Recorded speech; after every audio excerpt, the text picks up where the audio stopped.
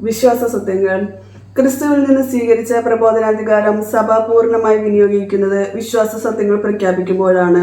അതായത് ക്രൈസ്തവ ജീവിതത്തിൽ നിന്ന് വിശ്വാസത്തോടുള്ള ഒരു നിരപരാധിക വിധേയത്വം ആവശ്യപ്പെടുന്ന വിധത്തിൽ ദൈവാവിഷ്കൃത സത്യങ്ങളെയോ അവയോട് ആവശ്യബന്ധമുള്ള സത്യങ്ങളെയോ സഭ ഖണ്ഡിതമായി അവതരിപ്പിക്കുമ്പോഴാണ്. നമ്മുടെ ആധ്യാത്മിക ജീവിതവും വിശ്വാസ സത്യങ്ങളും തമ്മിൽ ഒരു ഘടനാത്മക ബന്ധമുണ്ട്. നമ്മുടെ വിശ്വാസ പാതയിലെ ദീപങ്ങളാണ് വിശ്വാസ സത്യങ്ങൾ. അവ ഈ പാതയിൽ പ്രകാശം ചൊരിയുകയും ഇതിനെ സുരക്ഷിതമാക്കുകയും ചെയ്യുന്നു. മറിച്ച് നമ്മുടെ ജീവിതം ധർമ്മനിഷ്ഠമാണെങ്കിൽ വിശ്വാസ സത്യങ്ങളുടെ പ്രകാശം സ്വീകരിക്കുവാനായി നമ്മുടെ ബുദ്ധിയും ഹൃദയവും തുറന്നിരിക്കും. വിശ്വാസ സത്യങ്ങളുടെ അന്യോന്യ ബന്ധങ്ങളും സമന്വയവും മിശിഹാരഹസ്യത്തിന്റെ ആവിഷ്കരണം മുഴുവനിലും കാണാൻ കഴിയും. ക്രൈസ്തവ വിശ്വാസത്തിന്റെ അടിസ്ഥാനത്തോട് വിശ്വാസ സത്യങ്ങൾ വ്യത്യസ്ത തോതിൽ ബന്ധപ്പെട്ടിരിക്കുന്നതിനാൽ കത്തോലിക്ക പ്രബോധനത്തിൽ സത്യങ്ങളുടെ ഒരു ക്രമം അഥവാ ശ്രേണി തന്നെ സംജാതമായിരിക്കുന്നു എന്ന് ഓർക്കേണ്ടതാണ്. വിശ്വാസത്തിന്റെ പ്രകൃത്യാതീത അർത്ഥം. ആവിഷ്കൃത സത്യത്തിന്റെ ഗ്രഹണത്തിലും കൈമാറലിലും എല്ലാ ക്രിസ്തീയ വിശ്വാസികൾക്കും പങ്കുണ്ട്. തങ്ങളെ പഠിപ്പിക്കുകയും സത്യത്തിന്റെ സാഹചര്യത്തിലേക്ക് നയിക്കുകയും ചെയ്യുന്ന പരിശുദ്ധാത്മാവിന്റെ അഭിഷേകം സ്വീകരിച്ചവരാണിവർ. വിശ്വാസികളുടെ സമൂഹം ഒന്നൊഴികെ വിശ്വസിക്കുന്ന കാര്യത്തിൽ തെറ്റുപറ്റുക സാധ്യമല്ല. ജനം മുഴുവനും മെത്രാന്മാർ മുതൽ വിശ്വാസികളിൽ ഏറ്റവും അവസാനത്തെ അൽമായൻ വരെ വിശ്വാസത്തെയും ധാർമ്മിക നിയമങ്ങളെയും സംബന്ധിക്കുന്ന കാര്യങ്ങളിൽ യോജിപ്പ് പുലർത്തുമ്പോൾ അവരുടെ പ്രകൃത്യാതീതമായ വിശ്വാസ അവബോധത്തിൽ മേൽപ്പറഞ്ഞ സവിശേഷത പ്രകടമാകുന്നു. സത്യാത്മാവിനാൽ പ്രചോദിപ്പിക്കപ്പെടുകയും നിലനിർത്തപ്പെടുകയും ചെയ്യുന്ന ഈ വിശ്വാസ അവബോധത്തിൽ വിശുദ്ധമായ പ്രബോധനാധികാരത്താൽ നയിക്കപ്പെടുന്ന ദൈവജനം ഒരിക്കൽ എന്നേക്കുമായി വിശുദ്ധർക്ക് നൽകപ്പെട്ടിരിക്കുന്ന വിശ്വാസം വീഴ്ച വരുത്താനാവാത്ത വിധം മുറുകെ പിടിക്കുന്നു. ശരിയായ വിധി തീർപ്പോടെ ഈ വിശ്വാസത്തിലേക്ക് കൂടുതൽ ആഴത്തിൽ കടന്നു ചെല്ലുകയും ദൈനംദിന ജീവിതത്തിൽ അതിനെ കൂടുതൽ പൂർണ്ണമായി പ്രാവർത്തികമാക്കുകയും ചെയ്യുന്നു. വിശ്വാസഗ്രഹണത്തിൽ വളർച്ച. പരിശുദ്ധാത്മാവിന്റെ സഹായത്താൽ വിശ്വാസ നിക്ഷേപത്തിലെ യഥാർത്ഥങ്ങളെയും വാക്കുകളെയും കുറിച്ചുള്ള അറിവിൽ വളർച്ചയുണ്ടാവുക സഭയുടെ ജീവിതത്തിൽ സാധ്യമാണ്. അവയെപ്പറ്റി തങ്ങളുടെ ഹൃദയങ്ങളെ ധ്യാനിക്കുന്ന വിശ്വാസികളുടെ വിചിന്തനവും പഠനവും വഴി, പ്രത്യേകിച്ചും ആവിഷ്കൃത സത്യത്തെ സംബന്ധിക്കുന്ന അറിവിനെ ആഴപ്പെടുത്തുന്ന ദൈവശാസ്ത്ര ഗവേഷണം വഴി, ആധ്യാത്മിക കാര്യങ്ങളെ സംബന്ധിച്ച് അനുഭവവേദ്യമാകുന്ന ആഴമായ അറിവ് വഴി തിരുലിഖിതങ്ങൾ അവ വായിക്കുന്നവനോടൊപ്പം വളരുന്നു. മെത്രാൻ സ്ഥാനത്തിൽ പിന്തുടർച്ച അവകാശത്തോടൊപ്പം സത്യത്തിന്റെ വരം ലഭിച്ചവരുടെ പ്രഘോഷണം വഴി ദൈവത്തിന്റെ അതീവ ബുദ്ധിപൂർവകമായ പദ്ധതി അനുസരിച്ച് വിശുദ്ധ പാരമ്പര്യവും വിശുദ്ധ ഗ്രന്ഥവും സഭയുടെ പ്രബോധനാധികാരവും ഒന്നിനെ കൂടാതെ മറ്റുള്ളവയ്ക്ക് നിലനിൽക്കാനാവില്ല എന്ന നിലയിൽ പരസ്പര ബന്ധങ്ങളും പരസ്പര സംഘടിതങ്ങളുമാണെന്നുള്ള സത്യം സ്പഷ്ടമാണ്. ഇവയെല്ലാം ഓരോന്നും അതതിന്റെ രീതിയിൽ ഒരുമിച്ച് പ്രവർത്തിച്ചുകൊണ്ട് ഒരേ പരിശുദ്ധാത്മാവിന്റെ പ്രവർത്തനത്തിന് വിധേയമായി ആത്മാക്കളുടെ രക്ഷയ്ക്ക് കാര്യക്ഷമമായി സഹായിക്കുന്നു. സംഗ്രഹം. ക്രിസ്തു അപ്പസ്തോലന്മാരെ പരമേൽപ്പിച്ചതെല്ലാം പരിശുദ്ധാത്മാവിന്റെ പ്രചോദനത്താൽ അവർ പ്രസംഗ രൂപത്തിലും ലിഖിത രൂപത്തിലും ക്രിസ്തുവിന്റെ മഹത്വപൂർണമായ പുനരാഗമനം വരെയുള്ള സർവ്വതലമുറകൾക്കുമായി കൈമാറി. വിശുദ്ധ പാരമ്പര്യവും വിശുദ്ധ ഗ്രന്ഥവും ചേർന്ന് ദൈവവചനത്തിന്റെ ഏകവിശുദ്ധ നിക്ഷേപത്തിന് രൂപം കൊടുക്കുന്നു. ഈ നിക്ഷേപത്തിൽ തീർത്ഥാടകയായ സഭ ഒരു കണ്ണാടിയിൽ എന്ന പോലെ തന്റെ എല്ലാ സമ്പത്തുകളുടെയും ഉറവിടമായ ദൈവത്തെ ദർശിക്കുന്നു.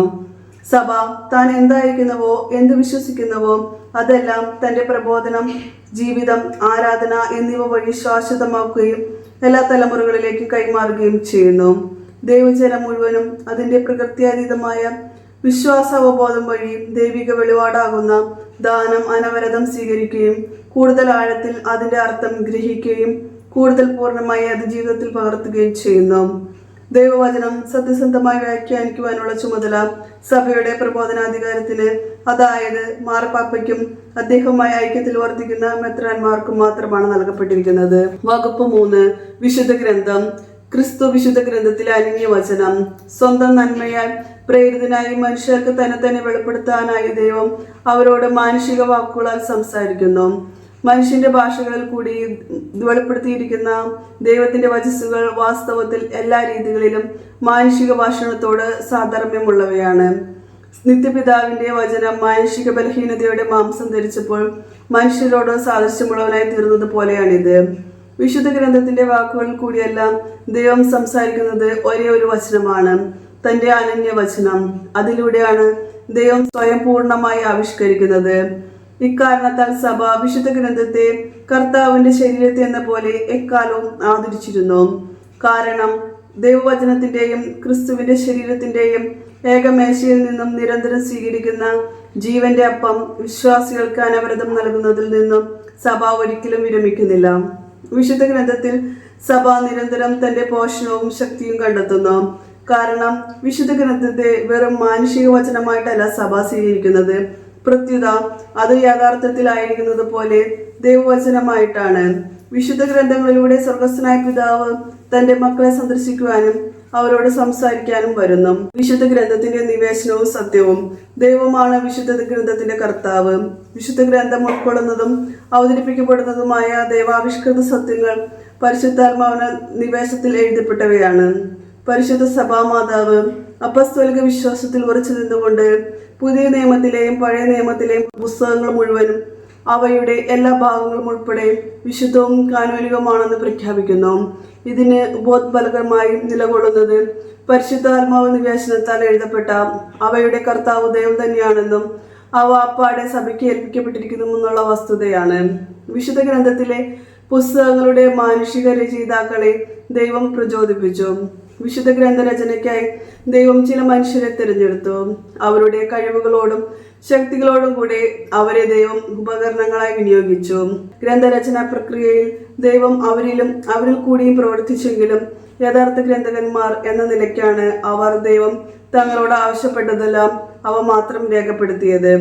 ദൈവനിവേശിത ഗ്രന്ഥങ്ങൾ സത്യം പഠിപ്പിക്കുന്നു. വിശുദ്ധ ഗ്രന്ഥത്തിന്റെ രചയിതാക്കൾ അഥവാ വിശുദ്ധ എഴുത്തുകാർ ദൈവപ്രചോദിതരായി പ്രസ്താവിച്ചിരിക്കുന്നവയെല്ലാം പരിശുദ്ധാത്മാവിന്റെ പ്രസ്താവനകളായി നാം സ്വീകരിക്കണം. അതിനാൽ നമ്മുടെ രക്ഷയ്ക്ക് വേണ്ടി തിരുലിഖിതങ്ങൾ എഴുതപ്പെട്ടിരിക്കണമെന്ന് അഭിലഷിച്ച ആ സത്യം ഉറപ്പായും വിശുദ്ധമായും അപരിഹിതമായും വിശുദ്ധ ഗ്രന്ഥം പഠിപ്പിക്കുന്നു എന്ന് നാം അംഗീകരിക്കണം. അങ്ങനെയാണെങ്കിലും ക്രൈസ്തവ വിശ്വാസം എന്നതുപോലെ വെറും ഒരു ഗ്രന്ഥത്തിന്റെ മതമല്ല, ദൈവവചനത്തിന്റെ മതമാണ് ക്രിസ്തു മതം. ഈ വചനം എഴുതപ്പെട്ട മൂകമായ ഒരു വചനമല്ല, പ്രത്യുത അവതാരം ചെയ്ത ജീവിക്കുന്ന വചനമാണ്. തിരുലിഖിതങ്ങൾ ഒന്നും നിർജീവ അക്ഷരങ്ങളായി മാറാതിരിക്കുന്നതിനും ജീവിക്കുന്ന ദൈവത്തിന്റെ നിത്യവചനമായ ക്രിസ്തു പരിശുദ്ധാത്മാവിലൂടെ നമ്മുടെ മനസ്സുകളെ തിരുലിഖിതങ്ങൾ ഗ്രഹിക്കാനായി തുറക്കണം.